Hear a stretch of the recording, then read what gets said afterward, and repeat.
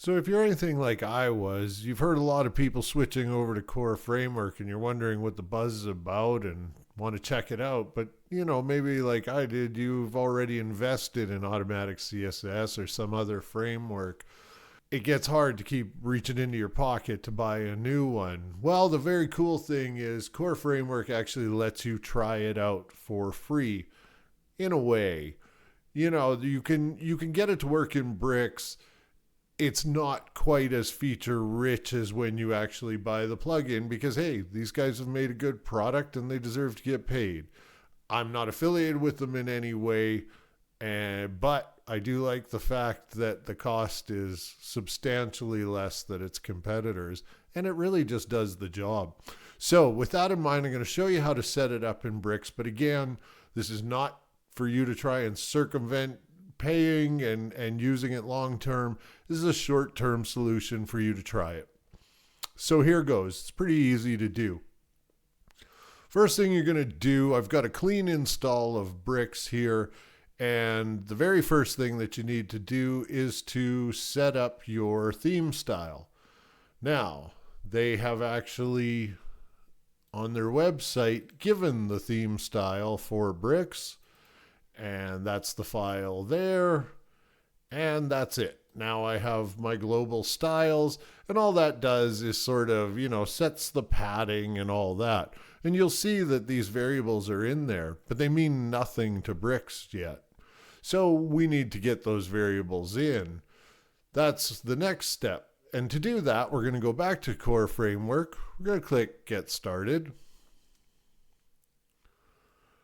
Now, I already have an account, but the same will be true. You create an account, it's free, and then you can use the web app. And I've got a test one here, so let's just go ahead and open that in the editor. So that you know that this is new, let's go ahead and make, let's make this blue. And let's say the surface color will also, let's make that a little green, and we'll just give it a little tinge of green. Nothing too dramatic here, but just enough so that you can see it's working. And we'll save those changes. Now, with the changes saved, all you're going to do is head over to preview the CSS. And I want you to select all these variables that go right down to you get to the button. We're just going to right click and copy that. So with all those copied, you're just going to head over to bricks, go to your variables. We're going to import the variables. Go ahead and paste all that in there.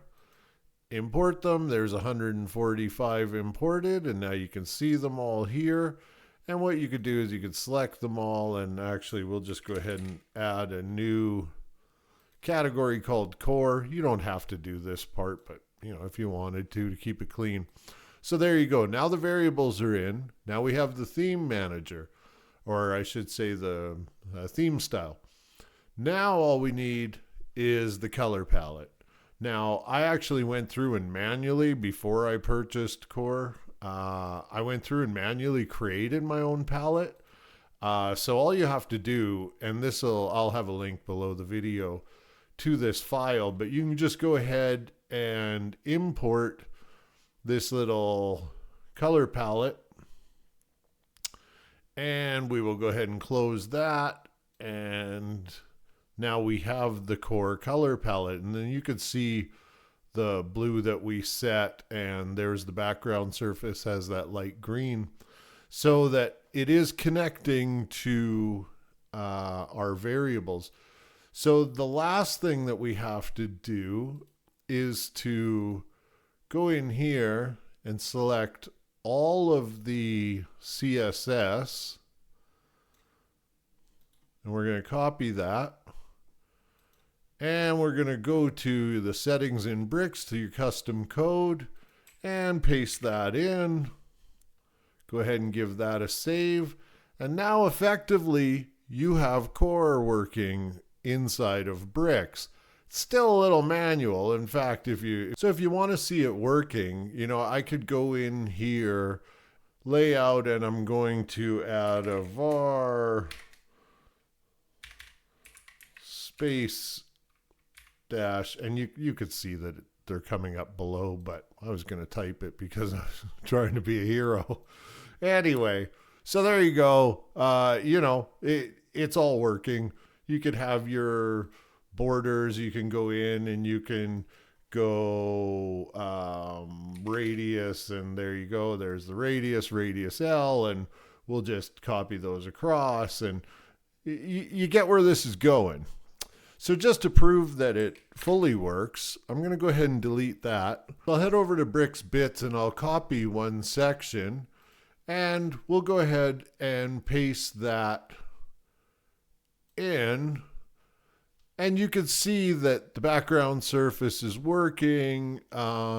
These images don't come over because of the way that I just copied and pasted it in. But the long and the short of it is, if I look here, I'm actually not used to using the builder this way because I use Advanced Themer, so I have all different buttons on the side normally, but you get the idea. And if I look at this badge here, if I wanted to change the background of all those badges, I can just come in. I can click here. I can choose whichever background I want. They're going to change throughout. Now, that's one thing. It works so much better when you have actually Core installed. For instance, I'll come over here. I'll head over to my badge. And if I want to change the background color, I right click and I get this pop-up menu that's, obviously quite handy. And I could set my colors, for instance, if I wanted to. And there you go. They all change. And, if I was changing the border, if I right click, I get this contextual menu, and, I can change through the radius and all that. So it's kind of everything that you like about Automattic or any other framework, but without all the bloat. So anyway, like I say, I just wanted to show you that it can be done. It does work. Again, this is not trying to get you not to buy it. They've done a great job. They deserve your support, and they're asking a very, very fair price, So I don't want to sound like I'm a salesman here because I really don't have a dog in the fight. Hope that you guys enjoyed this and got something out of it, and thanks for watching.